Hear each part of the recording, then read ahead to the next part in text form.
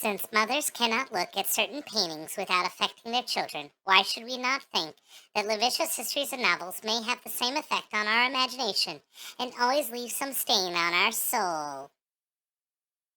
No, that's not a tweet from some grifter about whatever queer book or movie made them angry this week. That was the riveting critique of the steamiest book of 1740s, a book often credited as the first real novel in English literature, one Pamela, Virtue Rewarded. Now, I'm going to be upfront with y'all. This book, it's really not all that spicy. I mean, the content of it, Mr. B making multiple sexual assault attempts, that's pretty bad. While the novel does focus on that sexual harassment of the main character, it's never actually more graphic than kisses in a torn dress. This book, from a reader's perspective, is practically sexless, but it still had some members of society clutching their pearls and gasping in shock at the idea that some people may want to read this filthy smut. I don't know if I can say that without laughing. Uh, Now, my top of the bar joke about relevancy is both to take a dig at people I find annoying, yes, but also to point out something important. This is not a new argument. The argument of intaking filth will stain your soul has been around in some form or another for a long time.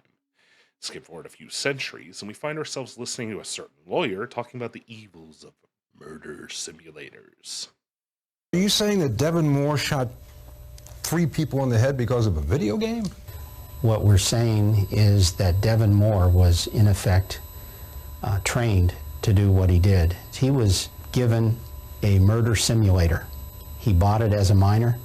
He played it hundreds of hours, which is primarily a cop killing game. It's our theory, which we think we can prove to a jury in Alabama, that but for the video game training, he would not have done what he did.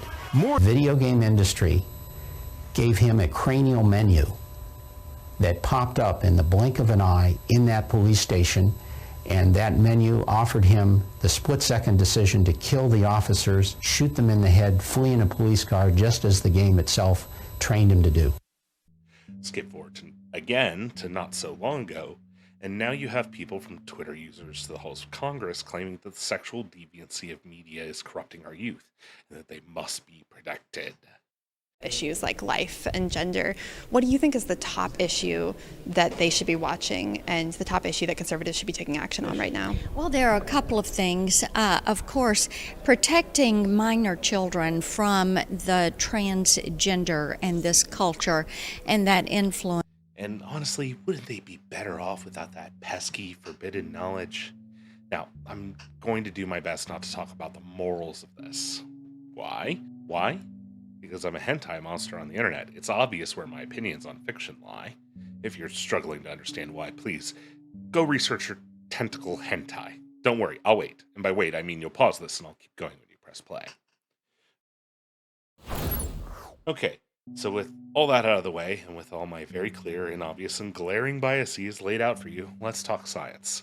So that's what's different for you and me and compared to the people that said these things in the past and today, is because when faced with a question, especially a heavy question with a lot of impact, a gut feeling isn't good enough. We need proof, or at least as much proof as we can get. So, let's ask some common questions and then answer them. Question 1. What we watch changes us, doesn't it? Well, yes and no. The thing nobody likes to talk about in this on either side is that it's a lot more nuanced than slogans or Twitter comments or TikToks would have you believe. People are not automatons, both in that we are not simply programmable machines that download a horror movie and turn into a psychopath, but we are also not completely untouched by the media we consume. After all, anyone who cares about art can agree that it has power over people, and some folks, to be charitable, may have some concerns about if that power can be used evilly. They're not wrong. They often provide examples of Birth of a Nation and other propaganda attempts as examples of art being evil or bad for its negative influence. Now, my personal opinion is that this neglects the purpose of propaganda, to present information as truth for the benefit of the creator, regardless of the actual truth of that information. Nobody became a racist bigot because of Birth of the Nation. Watching it will not suddenly turn you into a racist bigot. To be influenced in such a manner as to believe propaganda, you must A. be willing to listen, B. willing to take the story being told by propaganda at face value, or C. still young enough to believe everything a trusted adult tells you is true. But you're not here for my personal opinion. I'm a biased weirdo online. What you're looking for is evidence. After all, people get deep into stories. So deep that researchers even think that our minds enter something similar to a trance state in which we disassociate to allow us to better empathize and understand the story being told to us. Viewing live drama induces a subtle alteration of consciousness, allowing to disassociate components of behavior. The hypnotic state typically results from an induction procedure based on suggestions of relaxation or imaginative or ideational experience, during which critical judgment is suspended. As an outcome of the full involvement in such experience, the subject may experience changes in the perception of peripheral inputs, such as pain reduction.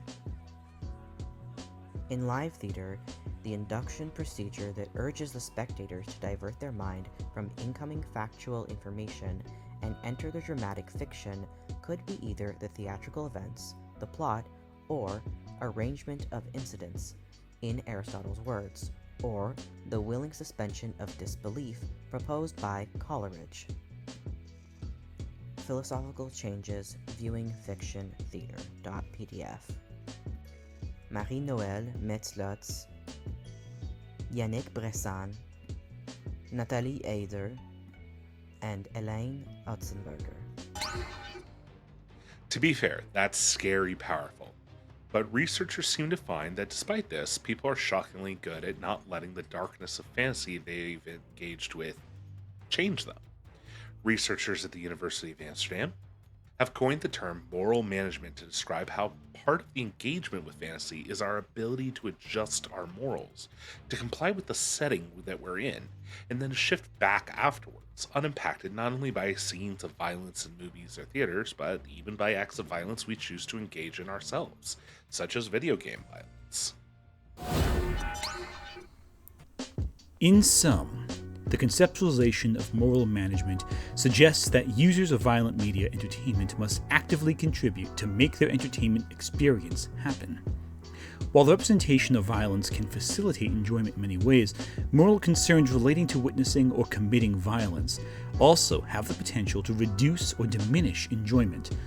Therefore, the concept stipulates a variety of cognitive strategies that avoid, suppress, or overcome moral reasoning during the consumption of media entertainment. Moral management is how we engage with literature and media. For example, consider combat sports and martial arts. It's obviously wrong for me to strike someone and hurt them.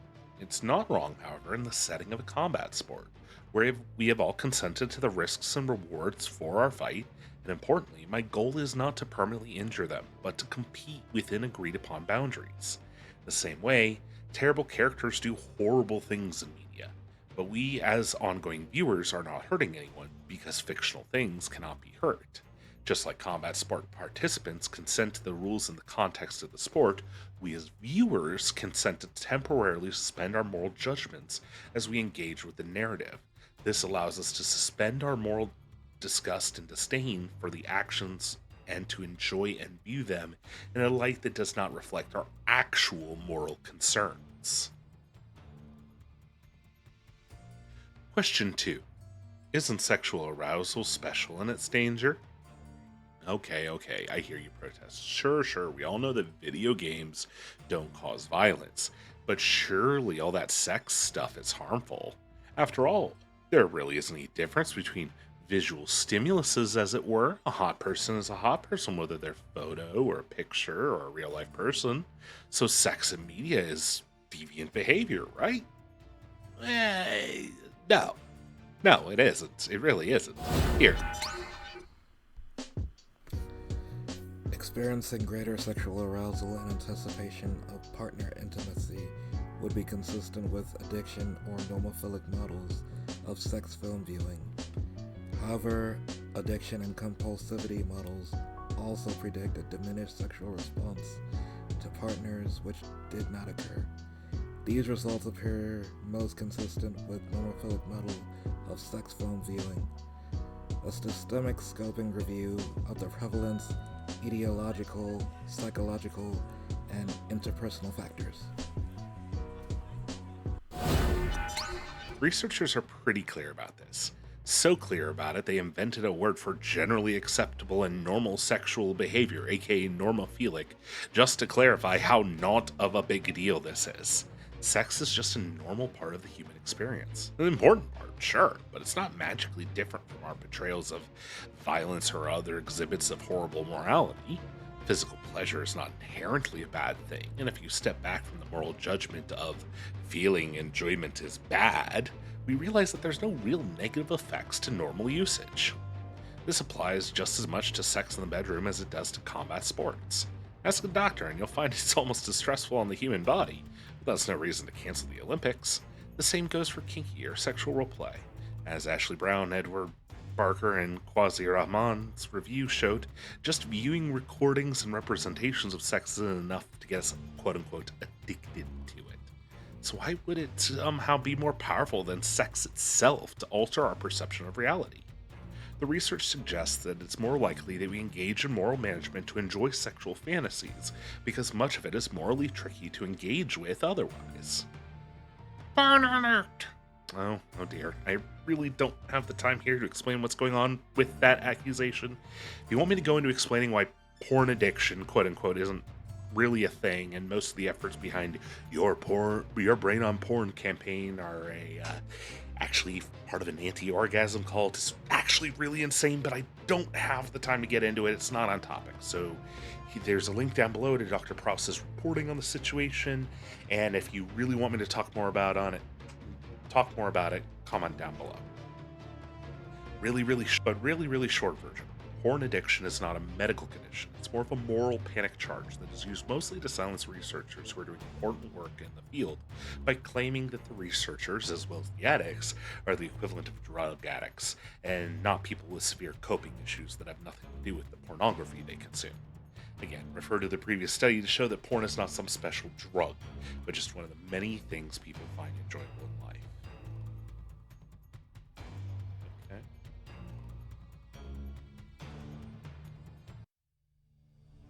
Question number 3. But what if I enjoy the sexual stuff in a wholesome, unproblematic way? A quick reminder, everything we are talking about is, in context, fictional. Nobody was harmed, and the portrayal of harm was of the same kind of crimes and harms that exist in real life.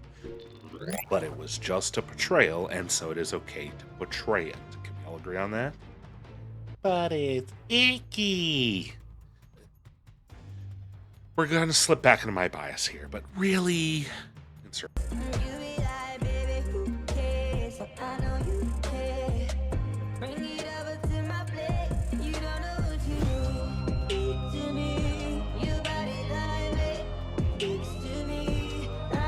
Oscar Wilde. Everything in life is sex. Except sex.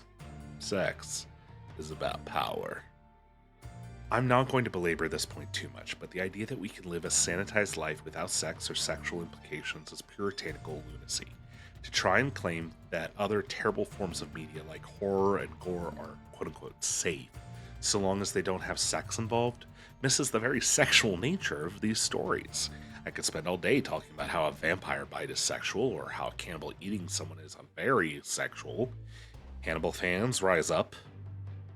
But most importantly, we need to consider just how closely linked the two are, to the point that trying to treat them as a wholly separate entity that one can consume in some chaste, pure fashion is pretty nonsensical.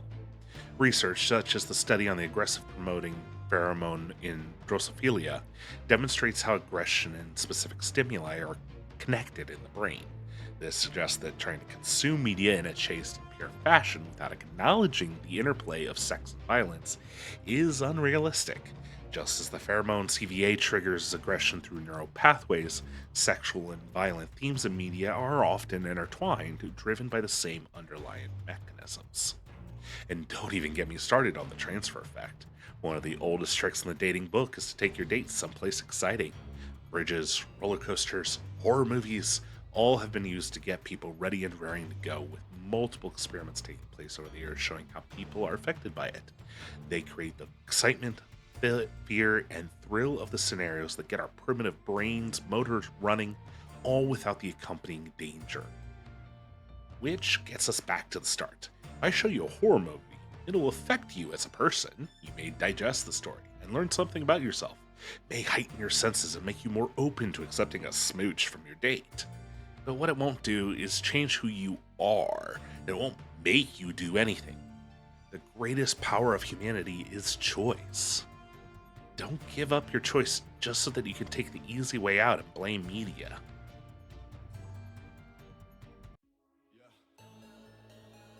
Part 4. Bonus round. Question.